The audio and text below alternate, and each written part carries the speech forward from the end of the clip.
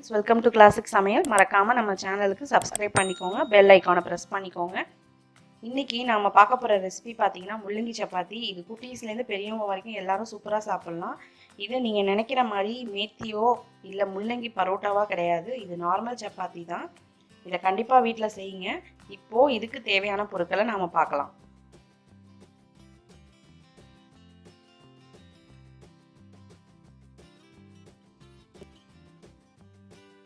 தேவையான பொருட்களை பார்த்தாச்சு.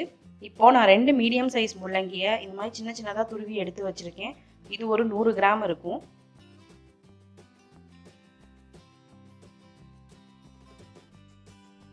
இப்போ ஒரு மிக்சிங் பவுல்ல 250 கிராம் கோதுமை மாவு சேர்த்துக்கோங்க.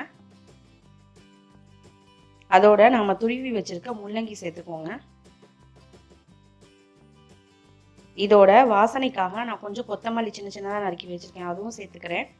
அதோட 1 டேபிள் ஸ்பூன் இஞ்சி டேஸ்ட்டுக்காக சேர்த்துக்கிறேன்.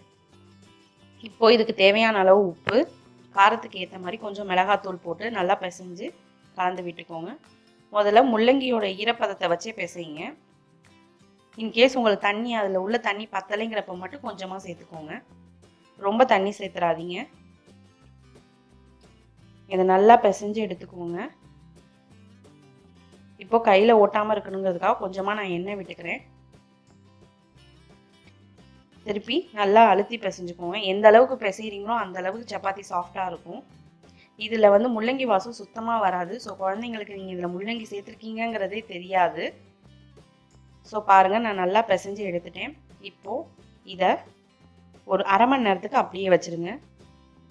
அரை மணி நேரத்துக்கு அப்புறமா ஓப்பன் பண்ணி காமிக்கிறேன். மாவு பாருங்கள் எவ்வளோ சாஃப்டாக வந்திருக்குன்னு. இப்போது திருப்பி இதை ஒரு 2 நிமிஷத்துக்கு லைட்டாக பிசைஞ்சு எடுத்துக்கோங்க.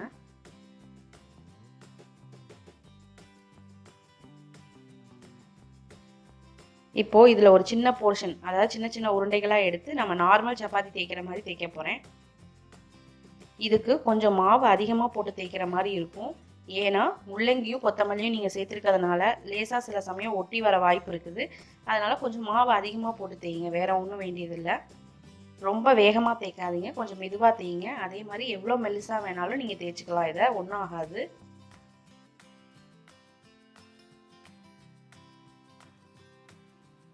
இதில் நீங்கள் இஞ்சி இதெல்லாம் போட்டிருக்கிறதுனால சப்பாத்தி சாப்பிடும்போதுவே அட்டகாசமான ஃப்ளேவர்லாம் வரும். பாருங்கள், நான் நல்லா தேய்ச்சி எடுத்துக்கிறேன்.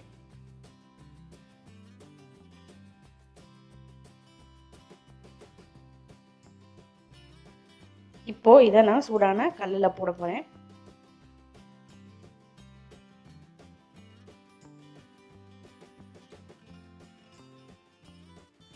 நான் வீடியோக்காக என்கிட்ட இருக்க நான்ஸ்டிக் டவா யூஸ் பண்ணியிருக்கேன். என்கிட்ட இரும்பு கல் தான் இருக்குது.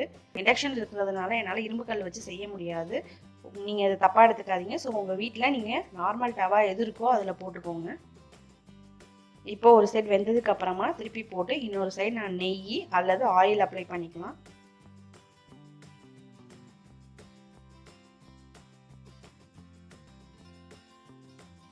இப்போ இன்னொரு பக்கம் திருப்பி போடுறேன். இது நீங்கள் நார்மல் சப்பாத்தி அளவுக்கு ரொம்ப உப்பி வரும்லாம் எதிர்பார்க்காதீங்க, பட் சாஃப்டாக இருக்கும். இதில் முள்ளங்கி கொத்தமல்லிலாம் போட்டிருக்கனால ரொம்ப உப்பியெல்லாம் வராது, லைட்டாக பபிள்ஸ் தான் வரும். இப்போ நம்ம சப்பாத்தி ரெடி ஆயாச்சு. இதை குருமாவோட சாப்பிட்டிங்கன்னா செம அட்டகாசமாக இருக்கும். பாருங்கள் எவ்வளோ சாஃப்டாக வந்திருக்குன்னு இது.